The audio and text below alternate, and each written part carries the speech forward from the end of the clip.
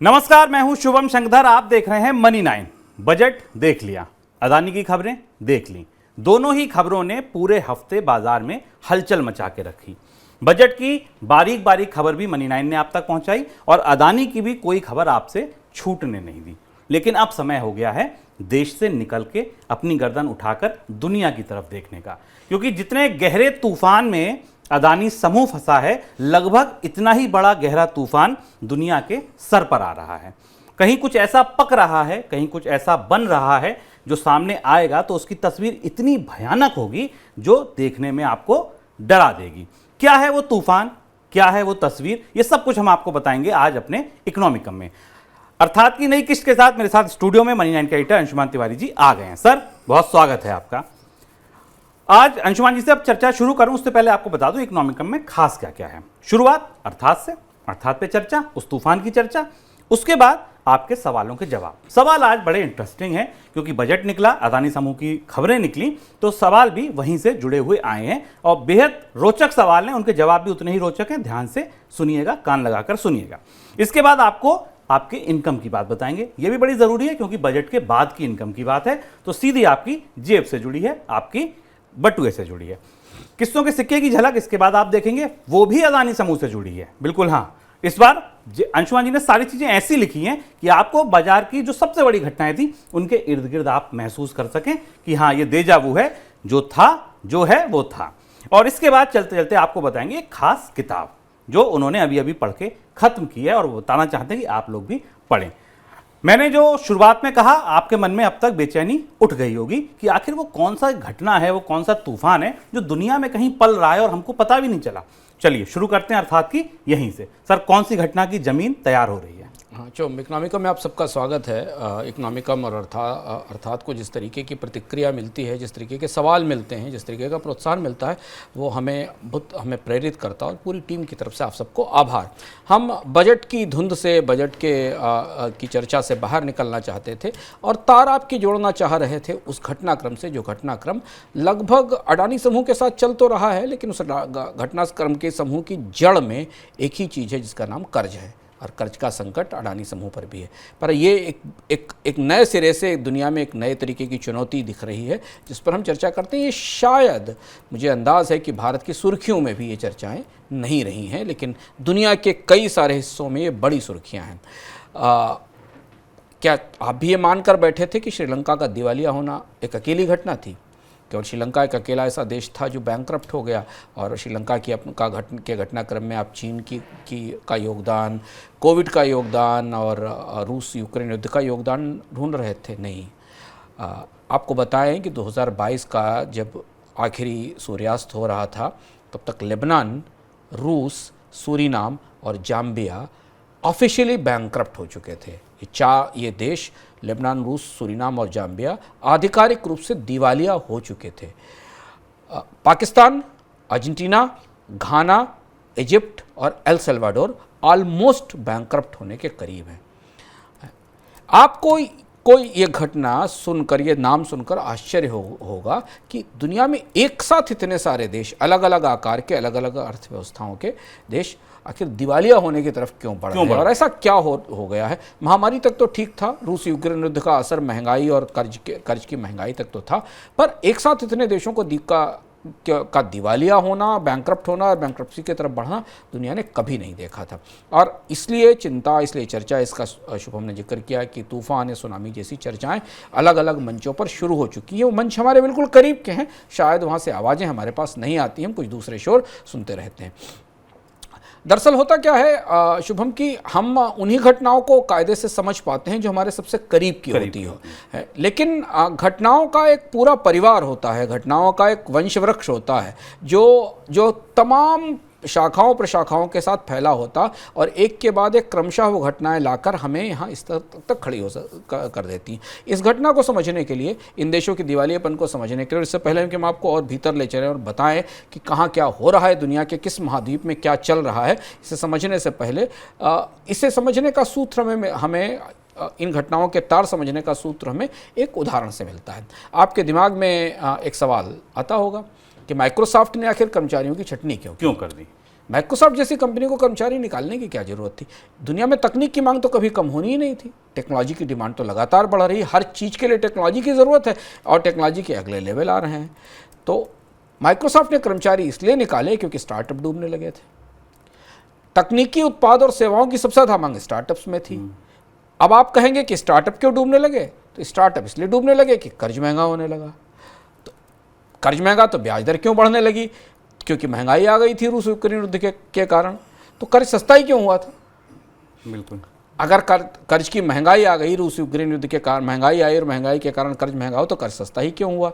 तो अमेरिका में 1970 में महंगाई के बाद, 1970 में जो महंगाई आई थी, जो स्टैगफ्लेशन आई थी, उसके बाद ब्याज दरें बढ़ी थी और उन बढ़ोतरी का असर खत्म करने के लिए 3 दशक तक लगातार दुनिया की अर्थव्यवस्थाओं को सस्ते कर्ज का विटामिन दिया गया, सस्ते कर्ज का विटामिन दिया गया। अब ये हरि अनंत हरि कथा अनंता जैसी स्थिति, आप पीछे चले जाएं तो जाते जाते आप दूसरे विश्व युद्ध तक पहुंच जाएंगे और इस घटना के चक्र आप 1970 से पीछे 1945 तक ले जा सकते हैं। और यही इतिहास की सबसे दिलचस्प अदा है कि जिन घटनाओं पर हम इस समय सबसे ज़्यादा परेशान होते हैं वे किसी बड़े चक्र का हिस्सा होती हैं, जिसकी पहली कोपल, पहला बीज कहीं और पड़ा होता है। हमें उन घटनाओं के नतीजे ही दिखते हैं जो हमारे करीब हैं। और अब एक बड़ा नतीजा, जिन देशों का हमने नाम लिया है, केवल कम ही देश हैं, और नाम आपके सामने देश के आएंगे, जो हुआ है पिछले 5-6 सालों में, 7 सालों में दुनिया में, उसका एक बड़ा नतीजा एक किसी तूफान के मानिंद दुनिया की अर्थव्यवस्थाओं की तरफ बढ़ रहा है। और भारत इन देशों में शामिल नहीं है, लेकिन दुनिया की अर्थव्यवस्थाओं में कहीं भी कुछ होता है तो एकीकृत अर्थव्यवस्थाओं पर असर पड़ता है। इसलिए हमारे लिए जानना ज़रूरी है। अंत में हम भारत के संदर्भ पर भी इसमें चर्चा करेंगे, लेकिन आपके आसपास इस एक तूफान की भूमिका तैयार हो रही है। सर, ये तूफान की भूमिका तैयार हो रही है जो आपने बताया, ये संकट आखिर गहरा कितना है? वर्ल्ड बैंक और IMF की कुछ ताज़ी रिपोर्ट्स आई हैं, रिपोर्ट्स चर्चा में हैं और दुनिया की सरकारें उनको देख भी रही हैं और डर भी रही हैं। इकोनॉमिस्ट एक मैगजीन है, उसने भी अपनी तरफ से एक अध्ययन किया है ये, और इन तीनों के आधार पर जो सबसे बड़ी हेडलाइन निकलती है, जो सबसे बड़ी सुर्खी निकलती है कि दुनिया अब तक के सबसे बड़े और सबसे भीषण सॉवरेन डेट क्राइसिस के करीब खड़ी हुई है, सबसे बड़े संप्रभु कर्ज संकट की तरफ खड़ी हुई है। बीते 50 साल में पहली बार ऐसा हो रहा है जब इतने सारे देश एक साथ दिवालिया होने वाले हैं या दिवालिया होने के करीब हैं। विदेशी कर्ज इन्हें डुबा सकता है, जिन्होंने विदेशों से कर्ज ले रख सकता है। अब कुछ आंकड़े देखिए। इकोनॉमिस्ट का एक अध्ययन आया जिसने बताया कि दुनिया में जो 53 देश दिवालिया होने के करीब हैं, यानी जो कर्ज में डिफ़ॉल्ट कर सकते हैं, उनमें से ज़्यादातर गरीब और मझोली आय वाले देश हैं। 53 देश। ये संख्या इतने सालों तक अर्थव्यवस्था और ग्लोबल इकोनॉमी को करीब से देखने के बाद भी ये संख्या ही चौंकाने वाली कि एक साथ 53 देश इस स्थिति में खड़े हुए हैं। इन देशों में दुनिया की 18% आबादी रहती है और करीब करीब 1.4 अरब लोग इन देशों में बसते हैं, लेकिन इन देशों का दुनिया की GDP में हिस्सा केवल 5% है। यानी इन्होंने कर्ज जितना ले रखा है और है, उस हिसाब से इनकी कमाई या दुनिया के GDP में इनका योगदान नगण्य ना के बराबर है। यानी अगर ये दिवालिया होते हैं शुभम, तो इनके लिए निर्णायक तबाही है, इनके लिए निर्णायक रूप से तबाही है। विश्व बैंक की रिपोर्ट बताती है कि जो डिफ़ॉल्ट कर चुके हैं या डिफ़ॉल्ट होने के करीब पहुंचे हैं, इन अर्थव्यवस्थाओं में ज़्यादातर विकासशील और उभरती अर्थव्यवस्थाएं। श्रीलंका का उदाहरण हमने आपके सामने देखा, जाम्बिया, सूरीनाम का उदाहरण हमने आपके सामने देखा। बीते 1 दशक में इन सारे देशों ने बहुत बड़े पैमाने पर कर्ज जुटाया है और कर्ज ये सोच कर लिया गया था कि ये कभी महंगा ही नहीं होगा। यह आंकड़ा आप देखिए 1980 से और 2020 तक के आंकड़ा। दुनिया के सबसे गरीब देशों ने सबसे ज़्यादा कर्ज लिए थे। 2021 में विकासशील देशों का कुल विदेशी कर्ज शुभम 11.1 ट्रिलियन डॉलर पर पहुंच गया। डेवलपिंग कंट्रीज़ का 11.1 ट्रिलियन डॉलर पर पहुंच गया, जो 2009 में केवल 4.1 ट्रिलियन डॉलर था और 2000 में तो केवल 2.1 ट्रिलियन डॉलर था। यानी अगर आप 2000 के हिसाब से 2020 में माने 21 में माने तो 20 साल में ये 2 ट्रिलियन डॉलर से 11 ट्रिलियन डॉलर पर पहुँच गया। एक चीज़ आंकड़ा और महत्वपूर्ण पकड़िए कि इनका सारा जो कर्ज है वो इनकी राष्ट्रीय आय के अनुपात में 31% है। यानी इनकी जो टोटल नेशनल इनकम है उसका 31% ये कर्ज है इन देशों का। 2008 में 27% था। खासतौर पे एक और महत्वपूर्ण बात, जिस बॉन्ड की हम बात करेंगे, आगे भी करेंगे और बॉन्ड मार्केट को करीब से हम देखने की कोशिश करेंगे। शुभम, ये ज़्यादातर कर्ज देशों के बीच में लेन देन से नहीं जुटाया गया, एक देश ने दूसरे देश को कर्ज नहीं दिया। यह कर्ज वर्ल्ड बैंक, IMF जैसी संस्थाओं ने नहीं दिया। इसमें ज़्यादातर कर्ज बॉन्ड्स के जरिए जुटाया गया था, बाजार में बॉन्ड जारी करके उठाया गया था। विकासशील देशों ने जो बाजार से कर्ज लिया था 2000 में, वो उसमें बॉन्ड्स का हिस्सा 27% था, जो अब 51% के आसपास है। ये आपके सामने दिखाई देता है कर्ज का आंकड़ा। इस कर्ज में विदेशी सरकारों का संप्रभु कर्ज भी है और कंपनियों का कर्ज भी है। इस आंकड़े को आप करीब से देखिए। पब्लिक सेक्टर का ग्रॉस डेट 2022 में रिकॉर्ड स्तर पर है और इसमें अलग अलग रंगों की लाइनों के साथ आप देख सकते हैं कि इमर्जिंग मार्केट के कर्ज में सबसे तेज बढ़ोतरी दिखाई देती है। यानी कि ये संकट भी जो है, इसके बीज जो है वो कर्ज से ही जुड़े हुए हैं। सर, इतना कर्ज आ कहाँ से गया अचानक? किस्सा शुरू होता है 2008 के लीमैन संकट से, लीमैन क्राइसिस से। हमने आपसे कहा कि माइक्रोसॉफ्ट से में जिस कर्मचारी को पिंक स्लिप मिली है, उसे पिंक स्लिप मिलने की भूमिका 1970 की महंगाई ने तैयार की थी। और ये संकट, और इसीलिए वो जो घटनाओं का विराट चक्र है ना, उसकी परतें खोलकर हमें पीछे तक समझना होता है। 2008 के लीमैन संकट के बाद से क्राइसिस शुरू होती है। 2008 में लीमैन संकट के बाद दशकों तक बाजार में कर्ज की दरें न्यूनतम रही लगातार लंबे समय तक। यूरोप और जापान में तो पिछले साल तक कर्ज की दर नेगेटिव थी। ज़्यादातर देशों में नेगेटिव रेट पर कर्ज, मतलब एक तरीके से मुफ्त कर्ज दे रहे थे बैंक आपको। ग्लोबल कर्ज के जो आंकड़े हमारे पास हैं वो बताते हैं शुभम कि 2020 तक निगेटिव यील्ड वाला पब्लिक डेट $17 बिलियन पहुंच गया था। निगेटिव यील्ड वाला, जो सिर्फ मुफ्त में दी गई पूंजी थी, जो आप जाकर ऐसे ले आए थे, $17 अरब पहुंच गया था। नॉर्डिक देशों में तो मॉर्गेज की महंगाई की तुलना में जो महंगाई की तुलना में निगेटिव रेट पर पहुंच गए थे। यानी जो मॉर्गेज किए गए थे, लोगों ने अपने मकान गिरवी रखे थे, उस पर जो रेट थी वो भी महंगाई की तुलना में नकारात्मक हो गई थी। तो कोविड के कदम पड़ने से पहले तक शैडो बैंक्स, सरकारें, वित्तीय कंपनियां, निवेशक और आम लोग एक ऐसे विराट पूल में तैर रहे थे जहां पर मुफ्त पूंजी बह रही थी और सस्ती पूंजी बह रही थी, और उनको लगता था कि ये तो विराट समुद्र है, ये विराट पूल है, इसमें कभी कुछ बदलाव नहीं होगा। अब क्या हुआ, इसके लिए आप अगर पुरानी या नई हॉरर मूवीज़ देखते हैं तो उसकी कल्पना करें तो आपको दिखाई देगा, जैसे ही ब्याज दर बढ़ने लगी तो ये जो निगेटिव यील्ड वाले कर्ज थे, ये जॉम्बीज़ की तरह इन देशों की बैलेंस शीट से निकल के बाहर आने लगे। जैसे कि कहा जाता है कि जॉम्बीज़ निकल कर ज़मीन फाड़ कर निकलते हैं, वैसे निगेटिव यील्ड वाले कर्ज जॉम्बीज़ की तरह बाहर आने लगे। नतीजा हुआ 1999 में दुनिया में निजी और सरकारी कर्ज ग्लोबल जीडीपी का 200% था। 2021 में 350% हो गया ग्लोबल जीडीपी के अनुपात में। विकसित देशों में यह 420% है, चीन में 330% है। और आपको पता हो और आश्चर्य होगा आपको कि दुनिया के देशों पर कर्ज का ये स्तर सेकेंड वर्ल्ड वॉर से भी ज़्यादा है, सेकेंड वर्ल्ड वॉर से ज़्यादा पहुँच गया। सर, अचानक हो गया ये सब कुछ ऐसा, या इसकी ग्राउंड बहुत लंबे समय में तैयार हुआ? ये जो हो रहा है, इसके पीछे सबसे दिलचस्प बात यह है कि बीते एक दशक में हमें पता नहीं चला और दुनिया की सरकारों के कर्ज लेने का तौर तरीका ही बदल गया। उन्होंने कर्ज लेने के अपने तौर तरीके में बदलाव कर दिया। विकासशील और उभरती अर्थव्यवस्थाओं की सरकारें और निवेशक कर्ज बाजार में आए दिन आने लगे, क्योंकि यहाँ मिल रही पूंजी को अगर वो अपने देश में ले जाकर बाजार में भी निवेश कर देते तो उस पर उनको रिटर्न मिल जाता था, जो उनके देश की सामान्य निवेश पर रिटर्न की दर थी, उससे भी सस्ता कर्ज उन्हें दुनिया के बाजारों में मिल रहा था। तो डेवलपिंग कंट्रीज और डेवलप्ड और जो सब सहारन अफ्रीका या उभरती अर्थव्यवस्थाएं थीं, उन्होंने बाजार में दौड़ना शुरू किया। अगर सरकारें भारत जैसी नहीं गई तो उनकी कंपनियां बाजार में गईं। विदेश में हमने भी अडानी के बॉन्ड्स की जो स्थिति देखी, जब हम चर्चा कर रहे हैं दुनिया में, तो वो उसका उदाहरण है।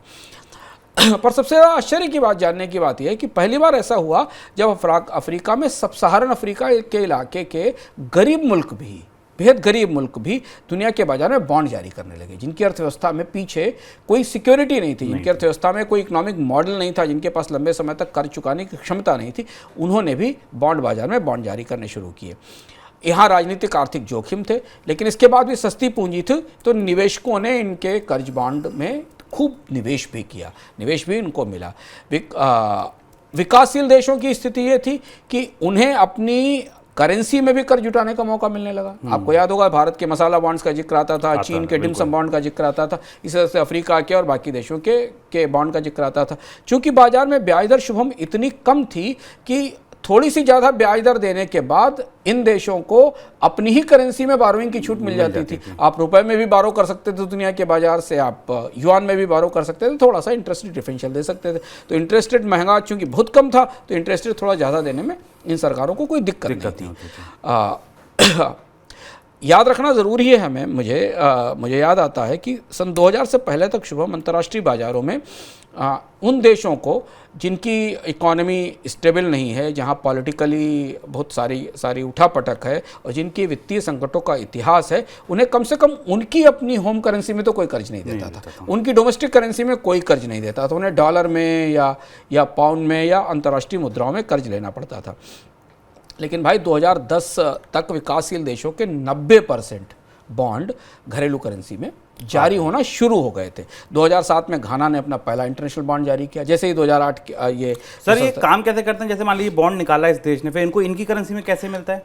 जो इनको भुगतान मिलेगा वो डॉलर का ही होगा, लेकिन जो बैंक होगा जो इसमें निवेश करेगा और कन्वर्ट करके इनको उनकी करेंसी में पेमेंट करेगा, और इसीलिए उसका एक स्पेशल हेजिंग सिस्टम होता है जिससे हेजिंग से होता है। 2007 में घाना ने पहला इंटरनेशनल बॉन्ड जारी किया। यह बॉन्ड खरीदा चीन के बैंकों ने।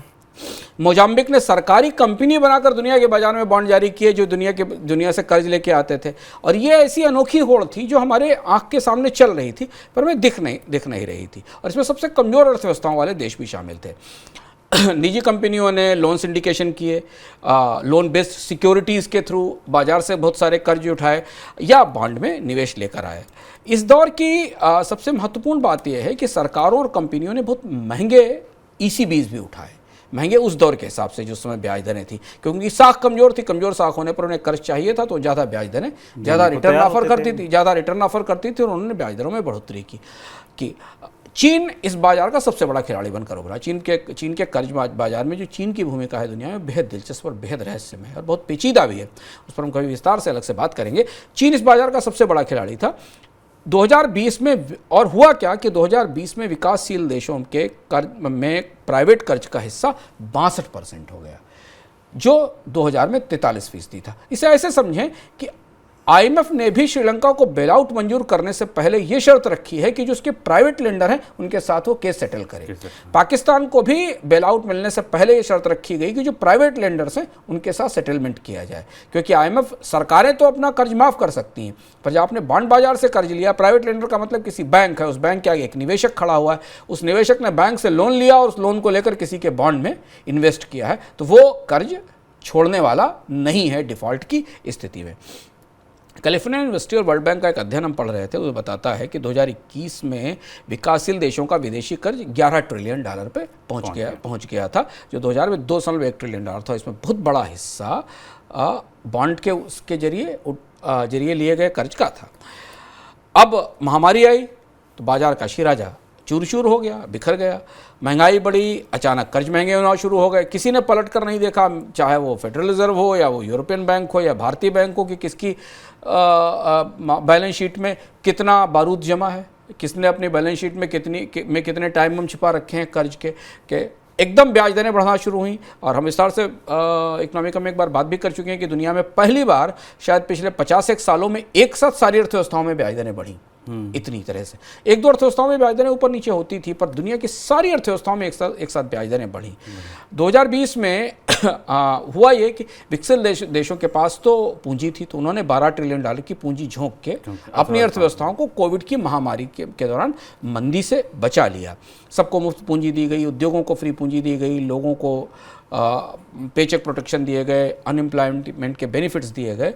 लेकिन विकासशील देशों के पास ना तो अर्थव्यवस्था अच्छी थी, ना उनके पास पूंजी उपलब्ध थी, और इसलिए कोविड की मार के दौरान उनके बजट और ज़्यादा ब्लीड हो गए। उनको और ज़्यादा पैसा खर्च करना पड़ा अपनी अर्थव्यवस्थाओं को बचाने के लिए, और जैसे ही वो इससे बाहर निकले वैसे ही उनका वो जाकर महंगे कर्ज के चपेट में आ गए, क्योंकि इसके बाद तत्काल कर्ज महंगा होने वाला था जो सामने आ गया। और बीते एक दशक में जो पूरा सस्ता कर्ज जुटाया गया था उसका भुगतान बढ़ने लगा है, और इसलिए आपको Zambia, Suriname, El Salvador, Sri Lanka, Argentina, Ghana, Pakistan, Egypt, आप गिनते जाइए, ये सारे देश कर्ज संकट में हैं और IMF से लगातार बेलआउट की कोशिश में लगे हुए हैं। सर लेकिन ऐसा नहीं हुआ होगा कि ये कर्ज लेते गए और एक दिन अचानक दिवालिया हो गए। कहीं कोई ऐसी घटना हुई होगी, कहीं कुछ ऐसा हुआ होगा जहां से सिरा पकड़ा गया होगा कि देखो यहां से ये संकेत मिला हुआ, उल्टी गिनती शुरू होती है। अब वो कौन सी घटना थी? उल्टी गिनती इसकी शुरू हो गई थी 2020 से ही, पर दुनिया के नेताओं की निगाह में आमतौर पर चीज़ें कम आती हैं। और इसमें एक दिलचस्प घटनाक्रम जिसको हमने लोगों ने अपने करीब से अपने आसपास देखा शुभम, बाली में G20 की मीटिंग हुई। उस G20 की मीटिंग में जहां भारत को अस्थायी तौर पर साल भर की अध्यक्षता दी गई, वो बैठक दुनिया में इस तूफान या सुनामी का अलार्म बजाने वाली बैठक थी। उसकी सुर्खियां हमारे पास तक नहीं आई क्योंकि हमारे पास बिल्कुल दूसरी सुर्खियां आई। इस बैठक में संयुक्त राष्ट्र के महासचिव एंटोनियो गुतेरेस का एक सत्र था और उन्होंने स्पष्ट रूप से कहा कि दुनिया के विकासशील देश भारी आर्थिक तबाही के कगार पर खड़े हुए हैं। और उन्होंने ये भी कहा कि अब ऐसी गरीबी आएगी जो देखी ना जाएगी। सुर्खी तो पढ़ी पर हम समझ नहीं पाए, जानकारी नहीं लोगों को पता चली कि आखिर संयुक्त राष्ट्र संघ का महासचिव इतनी बड़ी बात, इतना बड़ा स्टेटमेंट कैसे क्यों दे रहा है, इतना बड़ा बयान क्यों दे रहा है। गुतेरेस की चेतावनी बहुत बड़ी थी और गुतेरेस ने G20 के मंच पर यह बात इसलिए कही थी कि दुनिया के अमीर देश या तो उनके बैंक लोगों को कर्ज देते हैं, उनके बाजारों से कर्ज लिए जाते हैं। तो अगर दुनिया के अमीर देश, G20 के देश आगे बढ़कर कुछ समाधान नहीं लाते हैं तो इतने देशों का एक साथ दिवालिया होना दुनिया के बाजारों में ऐसी तबाही लाएगा जो नहीं देखी गई होगी। आप केवल एक ग्रीस का डिफॉल्ट देखिए, यूरोप के बाजारों में क्या हाल हुआ, कितने बैंक डूबे थे सिर्फ ग्रीस के डिफॉल्ट के कारण। कुछ बैंकों का डिफॉल्ट हुआ था यूरोप में 2008 में लीमन के बाद, कितने बैंक अटलांटिक के दोनों हिस्सों में डूब गए थे। यहाँ तो लाइन लगी हुई है, एक के बाद एक बेल आउट के लिए आगे जा रहा है। तो इससे पहले क्या कुछ वाकई नहीं पता था? नहीं पता था। 2019 में IMF ने चेतावनी दी थी, 2019 की शुरुआत कोविड के दौरान ही चेतावनी दी थी, लेकिन अब कोविड की महामारी के कारण दुनिया के नेताओं ने और बैंकों ने और बाकी लोगों ने नहीं सुना। करीब 40 देश 2019 में ही IMF के पास बेल आउट के लिए पहुंचने लगे थे, जबकि तब ब्याज दरें बढ़ना नहीं शुरू हुई थी, पर उन ब्याज दरों पर भी कर चुकाने में उन्हें दिक्कत हो रही थी। 2020 में 51, और उसके बाद क्या हुआ, 2020 में जब कोविड की सुर्खियों में था तब 51 देशों की रेटिंग डाउनग्रेड हुई एक साथ पूरी दुनिया में। अलग अलग एजेंसियों ने दुनिया के 51 देशों की क्रेडिट रेटिंग डाउनग्रेड की और उससे उनके कर्ज के चुकाने की क्षमता टूटने लगी। जैसे ही किसी देश की साख डाउनग्रेड होती है, बॉन्ड में पैसा लगाने वाले लोग ब्याज दरें और बढ़ा देते हैं क्योंकि सब देश की साख रिस्की हो जाती है। और इसी समय IMF को और बाकी लोगों को ये सुनाई पड़ने लगा था कि अब ये जो टाइम बम है, ये इसकी टिक टिक शुरू हो गई है। राजनीतिक मंचों पर भी उस वक्त चिंता थी कि अगर इतने तेज डूबेंगे तो दुनिया की अर्थव्यवस्थाओं का क्या होगा। एक और दिलचस्प घटनाक्रम हुआ जिसे आमतौर पर हमारी निगाहों में नहीं आया। 2000 में IMF ने जो देशों के कर्ज थे उनके पुनर्गठन की प्रणाली भी शुरू की थी, क्योंकि तब तक ये खतरा सामने आ चुका था और प्रस्ताव ये था कि लेकिन ये पूरी कोशिश सफल नहीं हुई। और 2020 में जब ये संकट बढ़ने लगा और आज 2022 में जब बाली की बैठक में इस बात की घोषणा की गई, तब दुनिया के पास कोई उपाय नहीं था इतने सारे देशों को इस कर्ज से उबारने के लिए। 2020 में G20 देशों ने एक डेट सर्विस सस्पेंशन इनिशिएटिव भी शुरू किया था, DSSI, जिसको DSSI कहते हैं। इसमें जो विकासशील देश और गरीब देश हैं जो कर्ज में डूबे हुए हैं, इन्हें कुछ समय के लिए ब्याज भुगतान टालने की छूट दी गई थी। 77 देशों ने इसे शामिल किया था, ज्वाइन किया था, लेकिन इसमें अमेरिका, चीन और फ्रांस इसमें शामिल थे क्योंकि चीन दुनिया के कर्ज बाजार की एक बड़ी ताकत है। लेकिन ये समाधान नहीं था क्योंकि 2 साल बाद एक कर्ज ब्याज फिर वापस लौट आया और दुनिया के देशों के ऊपर और ज़्यादा देनदारी बढ़ गई। करीब 5.4 अरब डॉलर के, जो मैं आंकड़ा देख पा रहा हूँ, 5.4 अरब डॉलर के डेट पेमेंट रीशेड्यूल किए गए थे। 44 देशों ने इसमें भागीदारी की, लेकिन बाद में 2 साल बाद इन्हें और ज़्यादा कर्ज चुकाना पड़ा और इनकी रेटिंग बुरी तरह टूट गई, रेटिंग डाउनग्रेड हो गई।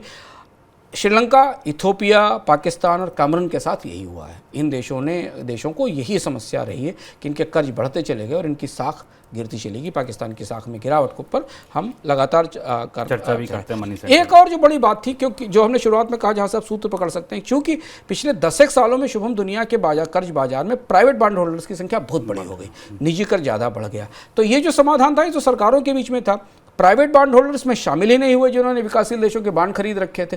वो प्राइवेट बैंक्स नहीं शामिल हुए, वो हेज फंड शामिल नहीं हुए, वो वल्चर फंड शामिल नहीं हुए, वो सारे बड़े निवेशक पेंशन फंड शामिल नहीं हुए जिन्होंने विकासशील देशों के बॉन्ड में निवेश कर रखा था। 2020 की वर्ल्ड बैंक की रिपोर्ट ने बताया कि विकासशील देशों में को कर्ज देने वाले 100 में से औसतन 20 इन्वेस्टर ऐसे थे जो प्राइवेट थे या नॉन गवर्नमेंट थे। यानी अगर 100 जगहों से कर्ज लिया था तो 20 ऐसे थे जिन्होंने जो प्राइवेट से आते थे। इन पर कोई नियंत्रण नहीं था। सरकारें तो अपने कर्ज का भुगतान टाल भी सकती, पर इनको तो कर्ज वापस करना ही पड़ेगा। और इसलिए जब आप देखें कि पिछले 6 महीने में 8 महीने में विकासशील देशों की करेंसी बहुत तेज़ी से टूटी हैं, तो उसकी एक बड़ी वजह ये है। श्रीलंका, पाकिस्तान, इजिप्ट की करेंसीज़ की हालत आप अपने सामने देख लीजिए। इजिप्ट को अपना एक्सचेंज मैनेजमेंट सिस्टम बदलना पड़ रहा है क्योंकि IMF ने कहा है। श्रीलंका की करेंसी का जो हाल है हमारे सामने, पाकिस्तान की करेंसी का जो हाल हमारे सामने। लैटिन अमेरिका और कैरिबियाई देशों की हालत बेहद ख़राब है। उनके ऊपर इतनी महंगाई है और उनके कर्ज की साख बुरी तरह टूट चुकी है। इनमें से कुछ देशों का कर्ज तो इनके एक्सपोर्ट की तुलना में 160% हो गया है। यानी जितना विदेशी मुद्रा या कमाते हैं उससे 160 रुपये ज़्यादा का कर्ज इनके ऊपर है। इनके पास कोई स्रोत नहीं है डॉलर का। नवंबर 2020 में G20 देशों ने एक कोशिश और की थी जिसमें एक कॉमन डेट फ्रेमवर्क का डेट रिस्ट्रक्चरिंग किया गया था, लेकिन इसको केवल बेहद गरीब मुल्कों को दिया गया। आपको याद होगा श्रीलंका ने काफ़ी कोशिश की थी, पर श्रीलंका को कोई बेल आउट दुनिया से नहीं मिला था IMF के अलावा, क्योंकि श्रीलंका को इसके लायक माना नहीं गया था और श्रीलंका अंततः दिवालिया होकर डूब गया। तो सर अब रास्ते क्या हैं यहाँ से? अब ये संकट कहाँ से शुरू हुआ, कितना गहरा, ये सब समझ आ गया, कौन डूब चुका है, कौन डूबने की कगार पर है, लेकिन अब रास्ते क्या हैं अगर उभरना है तो? बेहद विस्फोटक, ये मोड़ बहुत पेचीदा है और ये वैसा संकट नहीं जैसा हमने ग्रीस के तौर में या स्पेन या पुर्तगाल या अर्जेंटीना या रशिया के 80s के संकट देखे थे। अब IMF भी एक सीमा से तक मदद नहीं कर सकता, इसलिए देखिए पाकिस्तान की मदद ही फंस गई। पाकिस्तान का बेल आउट ही पिछले 5 महीने 4 महीने से सरकार और उनके बीच में झूल रहा है और इतनी सख्ती कर रहा है IMF कि आप टैक्स बढ़ाइए, आप करेंसी को डिवैल्यू करिए, गैस की और पेट्रोल की कीमतें बढ़ाइए, कि ऐसा करने के बाद कर्ज तो मिलता है लेकिन इसके साथ देश की साख टूटती चली जाती है, करेंसी टूटती चली जाती है और राजनीतिक रूप से संकट पैदा होते हैं, क्योंकि IMF के पास भी फंड्स की सीमाएं हैं। सीमा से अधिक बेल आउट IMF पूरे साल में 4-5-10 देशों को तो बेल आउट दे सकता है, पर जब बेल आउट्स की लाइन लगी हो 50 देश लेने, हाँ, तो IMF के पास बेल आउट देने की क्षमता नहीं है। संयुक्त राष्ट्र संघ ने कहा कि एक नई डील होनी चाहिए, एक नई कर्ज की डील होनी चाहिए जिसमें दुनिया के निजी निवेशकों को भी राजी किया जाए। पर बिल्ली के गले में घंटी कौन बांधे? दुनिया का कौन सा देश प्राइवेट बॉन्ड होल्डर्स को इस बात के लिए राजी करेगा कि वो अपना कर्ज माफ कर दें या अपने कर्ज को पुनर्गठन कर लें? अब 2 रास्ते हैं इस समय जो दिखते हैं। पहला तो ये कि 1980 के दशक में जिसकी चर्चा चल रही, थोड़े समय बाद हो सकता है बात सुर्खियों में तैरते हुए आपके पास तक आ जाए, हम आपको पहले से बता रहे हैं ताकि आपको पता रहेगा। 1980 के दशक में जब विकासशील देश कर्ज में डूबे थे तब उनके लिए बार्डी बॉन्ड्स जारी किए गए थे। बार्डी बॉन्ड्स एक नए किस्म का इंस्ट्रूमेंट था। इन कर्जों को अमेरिका के जो लॉन्ग टर्म ट्रेजरी बिल्स थे उनसे बदल दिया गया था। जो लंबी अवधि के ट्रेजरी बिल्स थे उसको बदल दिया गया था और इनके कर्ज की ट्रेडिंग अमेरिका के बाजारों में होती थी और उस कर्ज के लिए के संकट से इनको निकलने में मदद मिली थी। 1994 तक विकासशील देशों का 61% कर्ज इन बार्डी बॉन्ड्स में बदल दिया गया था और केवल एक ही ऐसा देश था, इक्वाडोर, जिसने इसमें डिफ़ॉल्ट किया। बाकी किसी दुनिया के देश ने बार्डी बॉन्ड्स में डिफ़ॉल्ट नहीं किया, क्योंकि अमेरिका में चूँकि लॉन्ग टर्म की ट्रेजरी यील्ड कम ही होती हैं, काफ़ी नीचे रहती हैं और अमेरिका की अर्थव्यवस्था की तरफ से उनको मदद मिलती थी। तो एक तो तरीका ये है कि दुनिया के देशों को मिलकर कुछ ऐसा करना पड़ेगा जिनमें सरकारें और बॉन्ड मार्केट मिलकर कुछ ऐसे उपकरण बनाएं जिनमें इस कर्ज को ट्रांसफ़र किया जाए और एक बड़ा बॉन्ड बनाकर उसकी बाजार में लंबे समय के लिए ट्रेडिंग की जाए। लेकिन इससे छोटे देशों का काम नहीं चलेगा, छोटे और गरीब देशों का काम नहीं चलेगा। इनके तो कर्ज माफ़ करने ही पड़ेंगे। गरीब और छोटे देशों के कर्ज की माफ़ी के बिना इन्हें बचाया नहीं जा सकता, जैसा कि 2006 में हुआ था। 2006 में के संकट में कई छोटे और गरीब देशों के कर्ज माफ़ किए गए थे। विश्व बैंक और IMF ने फिलहाल अभी कर्ज माफ़ करने को लेकर कहीं कोई बड़ी पहल नहीं की है। आप कहेंगे भारत जैसे देश, बड़े देश अपने देशी कर्ज पर चलते हैं। देशी कर्ज की अपनी समस्या हैं, अपने संकट हैं। भारत में अभी इकोनॉमिक सर्वे आया जिसने बताया कि भारत का टोटल कर्ज, जिसमें सरकार का कर्ज, कंपनियों का कर्ज, परिवारों का कर्ज, आपके मकान का कर्ज, कार का कर्ज, एजुकेशन लोन सब मिलाकर GDP का 170% है। यानी हम भी दुनिया के देशों की 5-10 देशों की जो टॉप सोचिए उसमें भी हम कर्ज के मामले में, पर हमारा चूंकि बैंकिंग सिस्टम बड़ा है, हमारे यहाँ बैंक में हमारी बचतें रखी हुई हैं तो उन बचतों के जरिए सरकार कर्ज लेती है। पर भारत में कर्ज की समस्या दूसरे तरह से गहरी है। इस पर हम लोग इकोनॉमिका में एक बार बात भी कर चुके हैं। उसका लिंक हम भारत के कर्ज की समस्या पर उसका लिंक हम यहाँ पर इस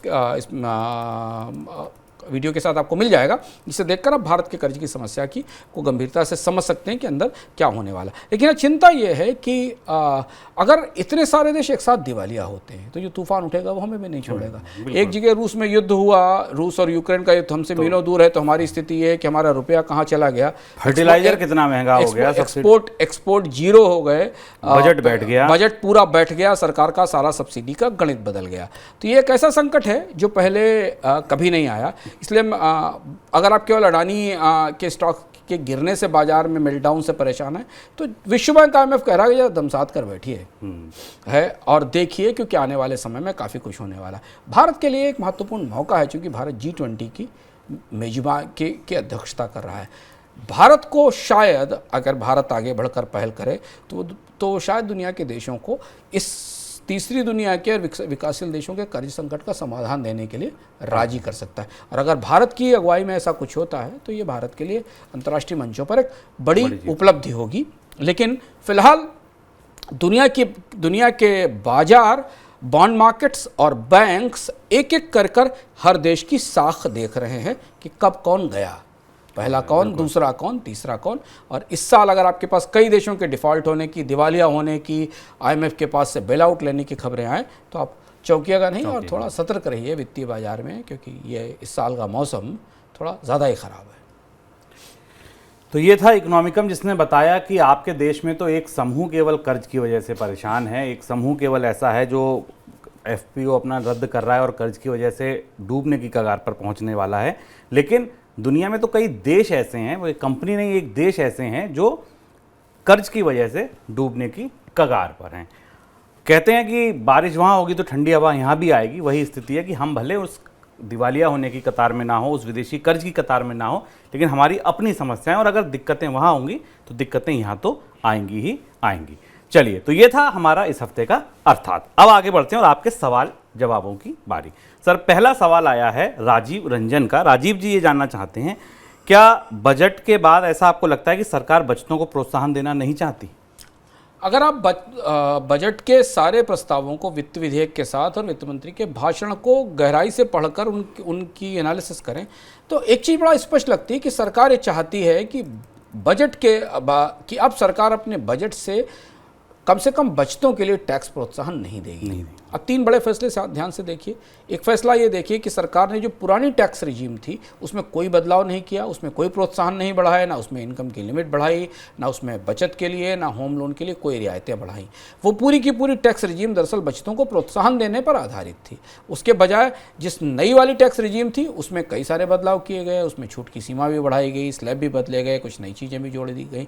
और अगर आप पुरानी स्कीम में रहना चाहें तो रहें, क्योंकि बहुत सारे लोग रहेंगे भी, तकनीकी तौर पर उनके लिए संभव नहीं है। लेकिन सरकार का स्पष्ट संकेत था कि अगर बचतों का लाभ लेना है तो फिर सस्ते कर टैक्स रेट की उम्मीद छोड़ दीजिए। तो यहाँ से संकेत है, और यहाँ से शुभम पूरी इनकम टैक्स और बचत के रिश्ते की फिलॉसफी बदल जाती है, क्योंकि भारत में आयकर की शुरुआत और आयकर रियायतों की शुरुआत बचतों को प्रोत्साहन देने के लिए हुई थी। अगर कोई प्रोत्साहन नहीं मिलेंगे तो लोग अपने भविष्य के लिए बचाएंगे। भारत वैसे भी अधिकांश लोगों के पास कोई वित्तीय सुरक्षा नहीं है। बीमा का पेनिट्रेशन केवल 3% है, पेंशन का पेनिट्रेशन ना के बराबर है।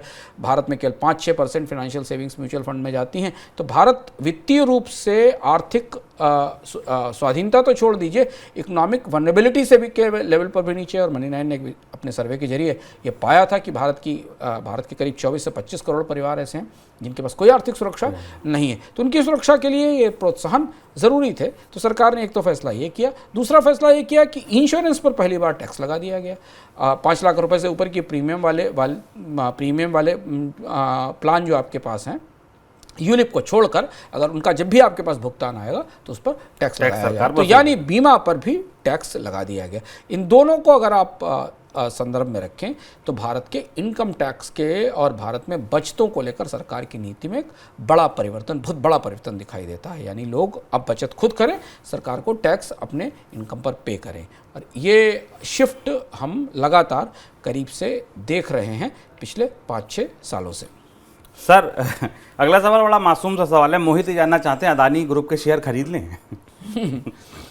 अदानी ग्रुप के शेयर को लेकर बहुत सारी चर्चाएं, लेकिन फिलहाल अभी कहना मुश्किल है, क्योंकि दो अडानी समूह में निचली गिरावट किस लेवल तक आएगी, क्योंकि फंडामेंटल्स के आधार पर, बाजार के सेंटिमेंट के आधार पर और इस समूह पर उठ रहे सवालों के आधार पर 3-4 अलग अलग सवालों के आधार पर अडानी समूह गहरी मुश्किल में दिखाई देता है। और शुभम जैसा हमने शुरुआत में कहा कि जब भी कर्ज में फंसी हुई कंपनियां आती हैं ना, जैसे कर्ज में फंसा हुआ देश है वैसे ही कर्ज में फंसी कंपनी है। और एक बार एक कंपनी अपनी हैसियत से ज़्यादा कर्ज ले लेती है और उसके प्रॉफिट मार्जिन्स कमज़ोर होते हैं और फिर वो अर्थव्यवस्था में होने वाले उतार चढ़ाव वाले क्षेत्रों में निवेश करती है, तो उसमें अगर एक बार परिस्थितियाँ बदलती हैं और फिर ऊपर से करेला नीम चढ़ा और उसमें अकाउंटिंग फ्रॉड्स निकल आए, उसमें ट्रांसपेरेंसी के सवाल निकल आए, तो कर्ज जो सबसे महत्वपूर्ण ईंधन है कैपिटल के लिए, वही कर्ज एक सीमा से अधिक बढ़ने के बाद निवेशकों के लिए सबसे बड़ा खतरा बन जाता है, निवेशकों का सबसे बड़ा खौफ बन जाता है। और वही खौफ है, तो इसलिए अडानी के स्टॉक्स में निवेश करने की राय तो फिलहाल कोई नहीं दे रहा है। चलिए सर, अब बात इनकम की। इनकम के खाने में क्या खास है? इनकम के खाने में इस बार चूंकि बजट में बहुत सारी चीज़ें आई और सबसे बड़ा सवाल आपको इनकम टैक्स को लेकर रहा और बचतों को लेकर रहा। तो अब Money9 का ऐप आपके पास है। Money9 के ऐप पर बजट के एक हिस्से का जो आपकी जेब को, आपके टैक्स को प्रभावित कर सकता है, उसका विस्तार से कवरेज चार्ट के साथ, किस प्लान में आप मौजूद रहें, आप नई स्कीम चुनें या पुरानी स्कीम चुनें, विशेषज्ञ से कैसे बात करें, इस पर कई सारे कार्यक्रम मौजूद हैं। हमारी सहयोगी प्रियंका संभव ने वो कार्यक्रम बनाए हैं, हमारे पास विशेषज्ञ रहे हैं। उन एपिसोड्स को देखिए और अपने सारे सवालों के समाधान वहाँ से पा लीजिए, बजाय इसके कि आपको कोई नीम हकीम कुछ बताए। और दूसरा रास्ता ये है कि उससे और कुछ बचता है तो हेलो Money9 में आइए और हमारे विशेषज्ञ से दोबारा सवाल पूछकर अपनी टैक्स प्लानिंग खुद कर लीजिए। बिल्कुल सर, किस्तों के सिक्के की भी झलक दिखाइए। वहाँ भी सुना कि कुछ अदानी समूह के आसपास की बात है। किस्तों के सिक्के में इस बार हम आपको बताएंगे शॉर्ट सेलिंग का बेहद दिलचस्प किस्सा। दुनिया की पहली शॉर्ट सेलिंग सन 1600 में हुई थी और वो भी कर्ज में डूबी एक कंपनी के साथ हुई थी और उस कंपनी का भारत से बेहद करीबी रिश्ता था, भारत से बेहद दिलचस्प रिश्ता था। और इसके बाद शॉर्ट सेलिंग पूरी दुनिया के बाजारों में एक स्थापित प्रक्रिया सी बन गई। संकट आते हैं तो शॉर्ट सेलिंग पर प्रतिबंध लगाया जाता है, पर दुनिया के शेयर बाजार शॉर्ट सेलिंग की छूट भी देते हैं, इजाज़त भी देते हैं तमाम शर्तों और पाबंदियों के तौर पर एक शॉर्ट सेलिंग ऐसी थी जिसने दुनिया के एक देश में कारपोरेट से जुड़े हुए सबसे बड़े कानूनी बदलाव करा दिए। कौन सी थी वो शॉर्ट सेलिंग और उस शॉर्ट सेलर ने कितना कमाया था, और उस शॉर्ट सेलिंग जैसी परिस्थिति क्या भारत में भी दिखाई बनती दिख रही। देखिए, दुनिया में पहली कंपनी, दुनिया का पहला स्टॉक मार्केट, और वहीं से शुरू होती है दुनिया की पहली शॉर्ट सेलिंग भी। इसका किस्सा हम इस बार किस्तों के सिक्के में सुनेंगे। चलिए, तो ये हो गई किस्तों के सिक्के की बात। तो सर चलते चलते एक किताब आपने और कहा था, बताऊंगा। एक दिलचस्प किताब मैं पढ़ रहा हूँ शुभ इस समय, उसका नाम है edible economics, the hungry economist explain. ये हा जून चांग प्रोफेसर हैं। इन्होंने फूड की इकोनॉमी पे और फूड के अर्थशास्त्र पे, नूडल्स पर, अवाकाडो पर, दुनिया के खाने की चीज़ों की जो इकोनॉमिक्स है और वो दुनिया में वो कैसे चीज़ों को, खाने पीने की आदतें अर्थव्यवस्थाओं को कैसे बदलती हैं, इस पर एक दिलचस्प किताब लिखी है एडिबल इकोनॉमिक्स। अगर आप पढ़ना चाहें तो इस किताब को ऑर्डर करके पढ़ सकते हैं। अगर आप खाने पीने की चीज़ों के अर्थशास्त्र में दिलचस्पी रखते हैं तो अच्छी किताब है पढ़ने के लिए। चलिए, तो ये था हमारा सुपर पैक इकोनॉमिकम। अगले हफ्ते फिर आऊँगा इकोनॉमिकम के साथ किसी नए विषय को लेकर नई चर्चा के लिए। फिलहाल दीजिए मुझे और अंशुमान जी को इजाज़त। नमस्कार।